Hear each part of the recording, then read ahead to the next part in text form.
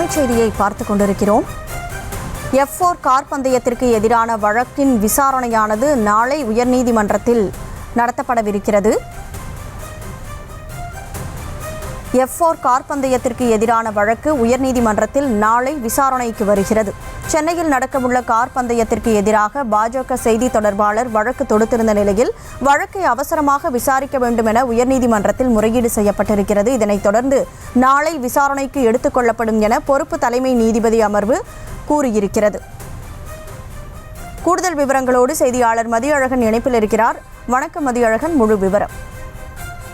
தமிழ்நாடு விளையாட்டு மேம்பாட்டு ஆணையம் மற்றும் தனியார் அமைப்பு இணைந்து சென்னையில் ஃபார்முலா 4 கார் பந்தயம் நடத்த முடிவு செய்தது. கடந்த ஆண்டு டிசம்பர் மாதம் நடைபெற இருந்த நிலையில் மிக்ஜாம் புயல் காரணமாக பந்தயமானது ஒத்திவைக்கப்பட்டிருந்த இந்த நிலையில் ஆகஸ்ட் 31 மற்றும் செப்டம்பர் 1ஆம் தேதிகளில் சென்னை தீவுத்திடலை சுற்றி 3.5 கிலோமீட்டர் தூரத்திற்கு ஃபார்முலா 4 கார் பந்தயம் நடத்தப்படும் என அறிவிக்கப்பட்டு அதற்கான ஏற்பாடுகள் முழுவீச்சில் நடைபெற்று வருகின்றன. மின்விளக்குகள் பொருத்துவது, பொதுமக்கள் போட்டியை 8000 பேர் கண்டு ரசிக்க இருக்கைகள் மற்றும் பாதுகாப்பு தடுப்பு வேலிகள் அமைக்கப்பட்டு வருகின்றன. இந்த நிலையில் கார் பந்தயத்திற்கு எதிர்ப்பு தெரிவித்து தாக்கல் செய்யப்பட்ட வழக்கை இன்று, அதாவது இந்த பந்தயத்திற்கு தடை விதிக்க கோரி தமிழக பாஜகவினுடைய செய்தி தொடர்பாளர் ANS பிரசாத் சார்பில் சென்னை உயர்நீதிமன்றத்தில் ஒரு மனுவானது தாக்கல் செய்யப்பட்டு இருக்கிறது. இந்த மனுவை இன்று பிற்பகலே அவசர வழக்காக விசாரிக்க வேண்டும் என்று வழக்கறிஞர் சன்னி பொறுப்பு தலைமை நீதிபதி அமர்வில் முறையிட்டார். இந்த நிலையில் இந்த வழக்கை நாளை அவசர வழக்காக விசாரிப்பதாக பொறுப்பு தலைமை நீதிபதி வி கிருஷ்ணகுமார் மற்றும் நீதிபதி PP பாலாஜி அமர்வு ஒப்புதல் தெரிவித்திருக்கிறது.